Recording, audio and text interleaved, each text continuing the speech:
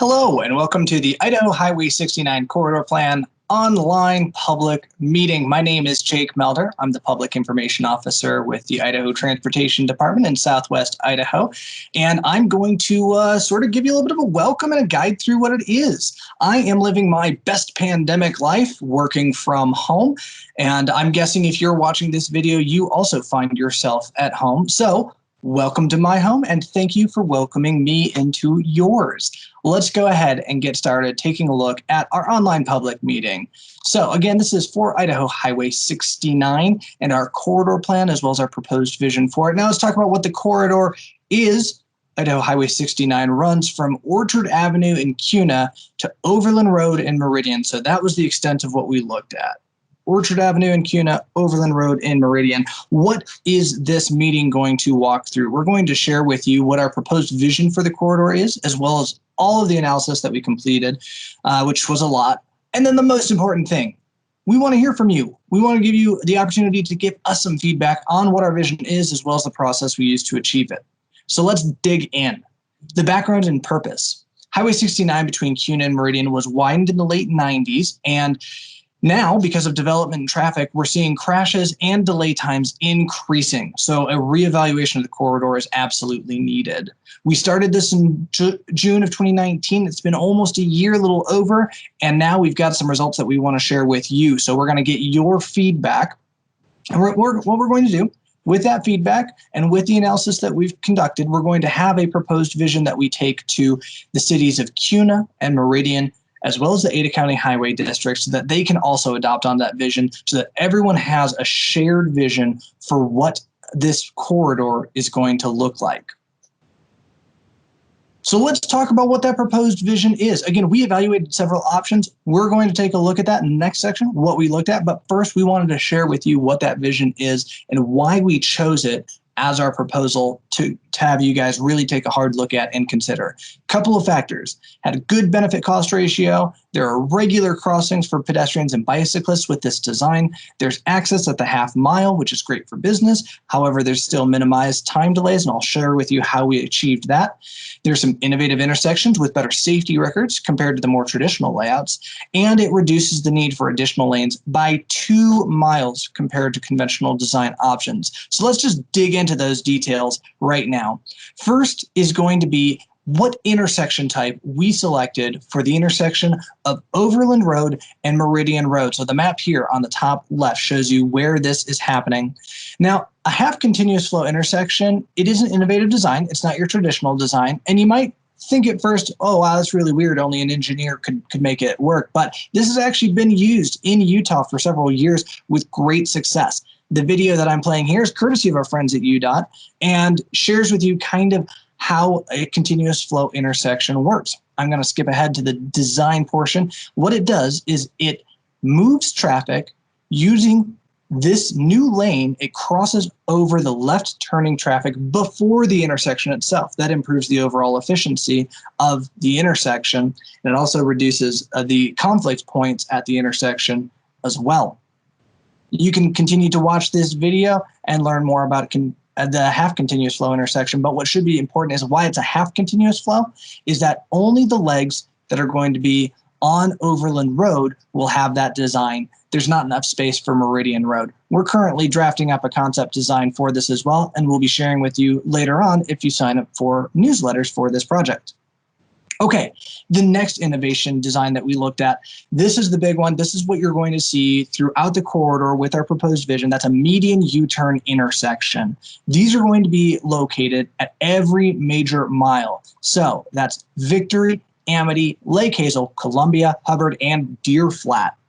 Now, the median U-turn intersection, again, an innovative design that allows for more traffic to get through while also reducing the risks that are going to be there through the conflict. So median U-turn, an example of that, if you're familiar with the one in Boise, it is on State Street and Veterans Memorial Parkway.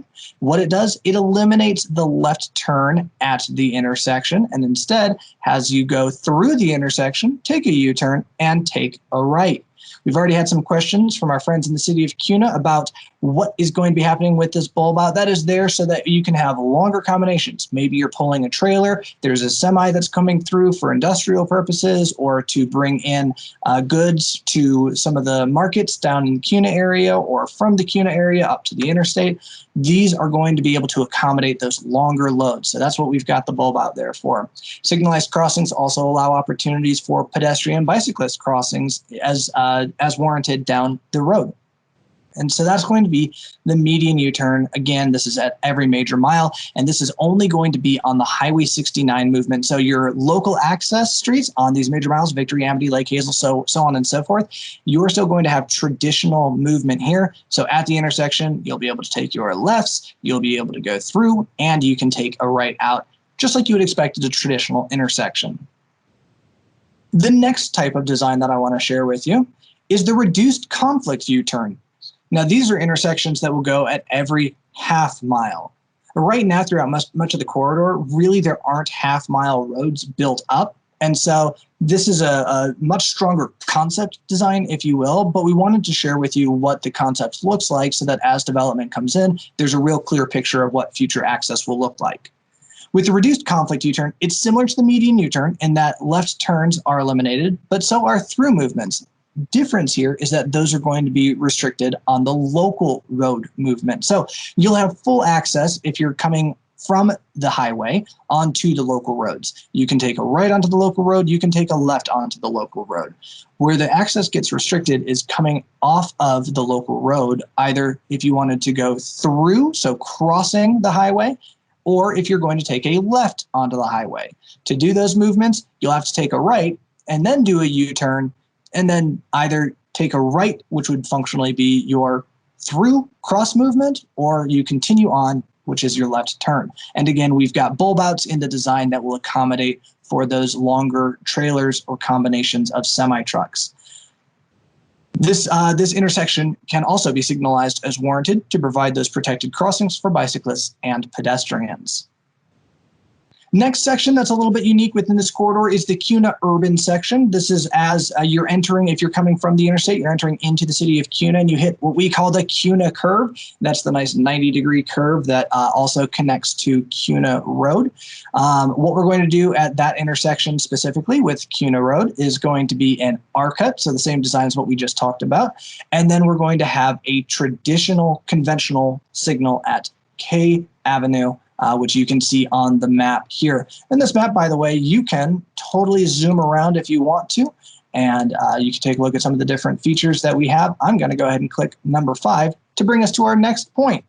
And I mentioned this as to why this was one of the solutions, why this design rose up as being the proposed vision that we have for it, and that's the number of highway lanes needed to construct in order to get an acceptable level of service through the length of the corridor.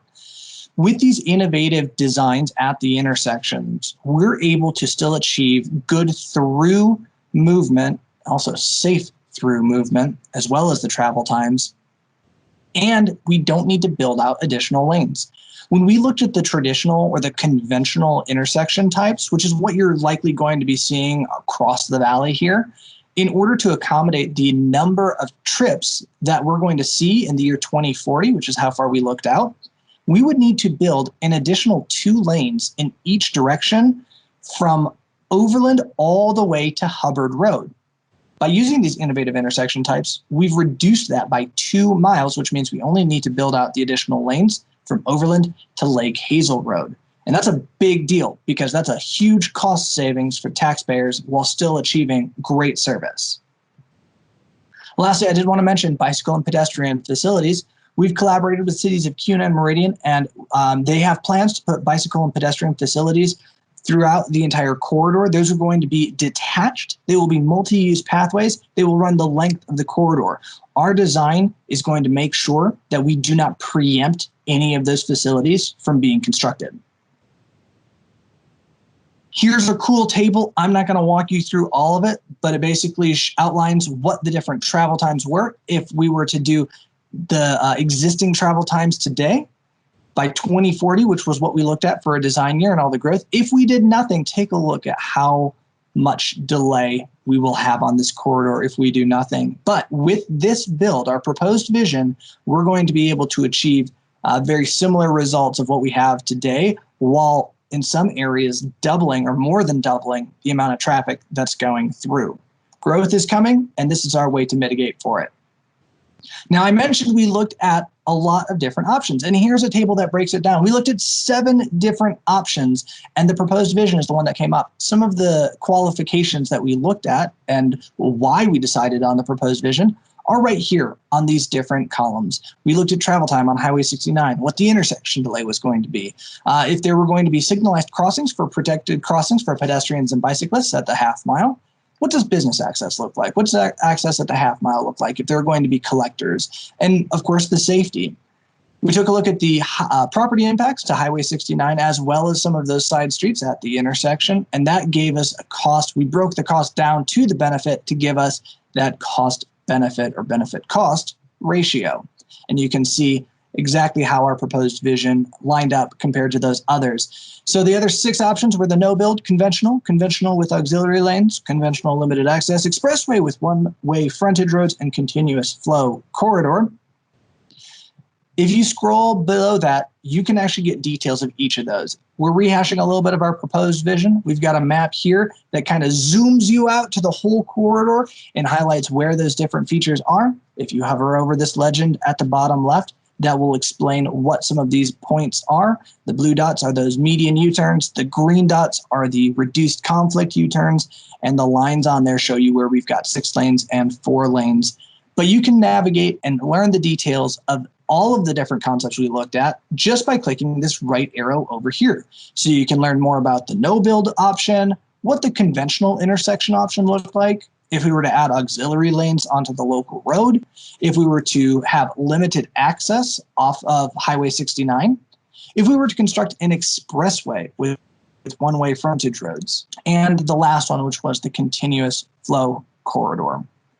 Well, where do we go from here? Let me walk you through the schedule. We've got our open house that is going to be continuing with your public comment period pretty much for the month of July. And then once that wraps up, we're going to review what we received from you all, the public, and then we're going to have a final draft vision. We're presenting that to the cities of Kuna and Meridian, as well as the Ada County Highway District, so that all of us can be in agreement of what the future of this corridor looks like, which is critically important as development continues to come in, that we all have a shared vision and that the development community has a good understanding of what to expect as they make their plans. So I'm going to end here. This is the most important thing. Let us know what you think. Click this green box. It will take you to a survey form. It is a very quick survey, or of course, if you want to share a whole lot of information with us, you've got the leisure of taking as much time as you can. That comment period is going to wrap up in near the end of July, so don't hesitate, don't wait. Leave us our comments as soon as possible. And if you've got more questions, go ahead and mark down. Here's the project manager, Mr. Mark Wasdall, our senior planner. That's his phone number. That is his email. And that's what I've got for you. So don't stop here at the video. Scroll through, take a look at all this information on your own, and don't forget, leave us a comment. Thanks so much for taking time out of your busy day in order to take a look at what our proposed vision is and leaving us feedback on it. Thanks so much.